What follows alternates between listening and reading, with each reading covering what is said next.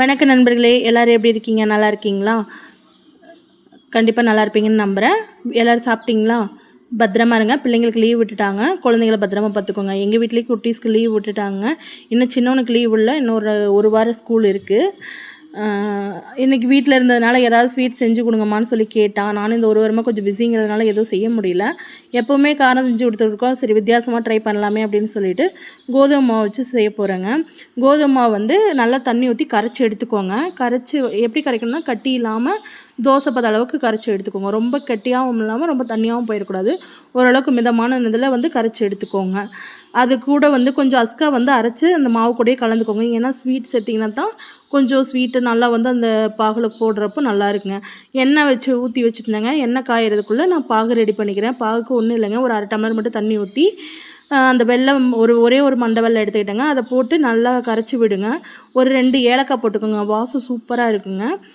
நான் அதில் கொதித்து வேகிறதுக்குள்ளே நான் இந்த பக்கம் அப்பம் வந்து ஊற்றி எடுத்துக்கிட்டேங்க. கோதுமை வந்து எண்ணெயில் வந்து ஊற்றி எடுத்திங்கன்னா பூரி மாதிரி நல்லா புசு புசுன்னு வந்துடுங்க.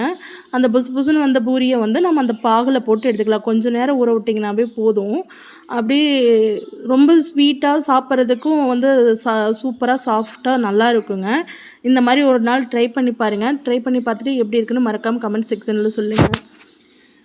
சரியானால வீடியோ போட முடியல, கொஞ்சம் வேலை அதிகமாக இருந்ததுனால பிள்ளைகளுக்கும் சரியாக எதுவும் செஞ்சு கொடுக்க முடியலைங்க. அதனால தான் உங்களுக்கு எந்த வீடியோவும் அப்லோட் பண்ண முடியல. ஸ்கூல் லீவ் விட்டுட்டாங்க. நீங்கள்லாம் என்ன பிளான் பண்ணியிருக்கீங்க? குட்டீஸெல்லாம் எங்கே கூட்டிகிட்டு போகலான்னு பிளான் பண்ணியிருக்கீங்க? மறக்காமல் சொல்லுங்கள்.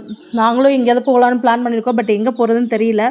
நாங்கள் 3 பேர் தானே. சரி, எங்கேயாவது வெளியில் போகலான்னு சொல்லி பிளான் இருக்குது. பட்டு ஒரு பிளேசஸ் வந்து சரியான பிளேசஸ் எங்களுக்கு தெரியல. எந்த பிளேசஸ் போனால் கொஞ்சம் பிள்ளைங்க என்ஜாயபுளாக இருந்துட்டு வருவாங்க அப்படின்னு சொல்லி யோசிச்சுட்ருக்கேன். நீங்கள் சொல்லுங்கள், கமெண்ட் செக்ஷனில் சொல்லுங்கள். இங்கே எந்த கமெண்ட்ஸ் அதிகமாக வருதோ அதை பொறுத்து நாங்களும் ட்ரை பண்ணி பார்த்து போயிட்டு வரோம். இந்த மாதிரி போட்டு ஊற வச்சு எடுத்துக்கிட்டிங்கன்னா போதுங்க.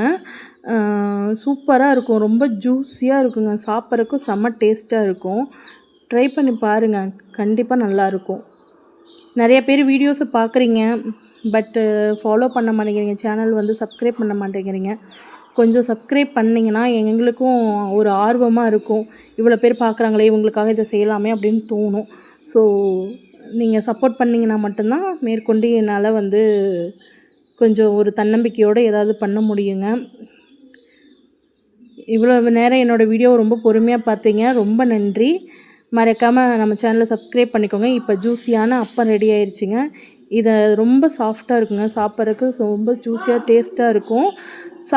செஞ்சு பாருங்கள். செஞ்சு பார்த்துட்டு சாப்பிட்டு பார்த்துட்டு எப்படி இருக்குன்னு சொல்லுங்கள். நான் அப்போ சாப்பிட போகிறேங்க. பாய் பாய். நன்றி மக்களே.